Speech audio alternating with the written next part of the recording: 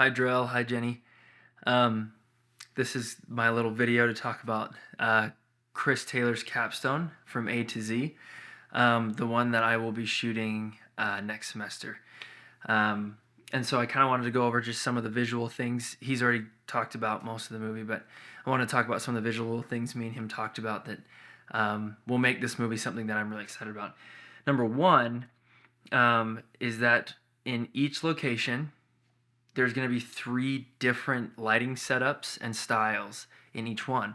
Throughout the story, there's times when he is kind of in this depressed state where everything's really moody and blue and the light's very soft, and he's really sad during those portions of it. And then there's times when he goes into flashbacks, when the character is remembering his time with his fiance, and those will have a different look from the times in real time. As he's sad, he's having these flashbacks of these really happy times with his fiance.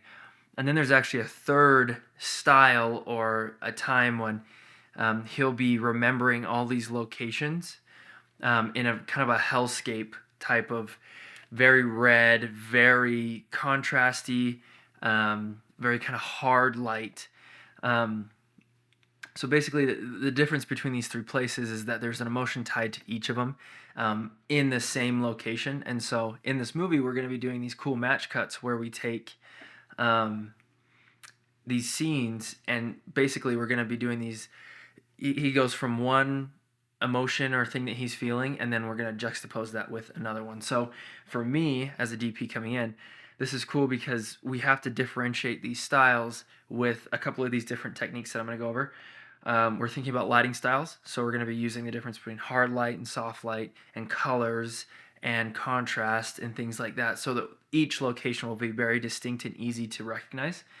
The other thing that we're going to do is play with aspect ratios. We are toying with the idea of having each location be a different aspect ratio, which would mean that then in posts and when we switch between, those aspect ratios would help the audience cue which place he's in. We may not change aspect ratios. That may be too jarring. That's just something we're experimenting with right now. Obviously, the color grade in post is going to be huge, and so in each location we're going to have a very specific color grade that's really going to make each location. So we're going to have a color palette essentially for each different lighting setup and everything. So and then the other thing that we're going to use is camera movement. We are not going to have the camera on sticks for a lot of the shots.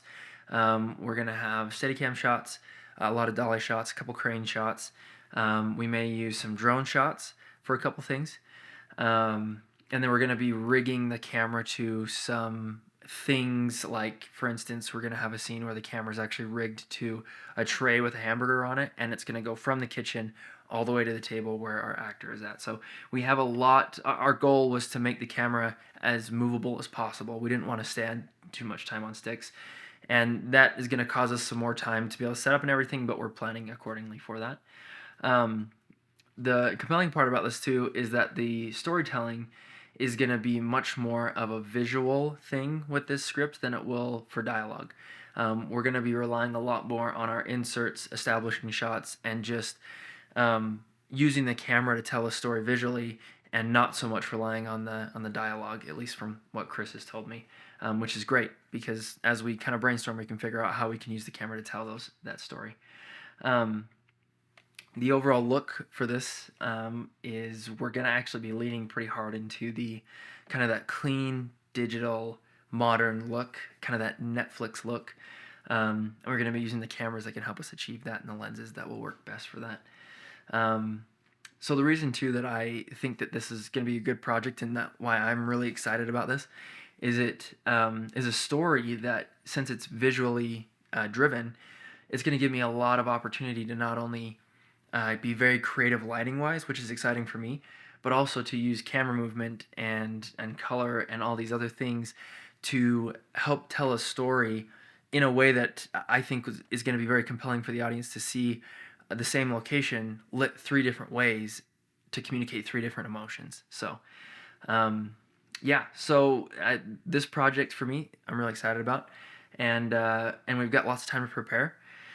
And so, yeah, that's kind of what part I'll be playing in his project this coming semester. Thank you.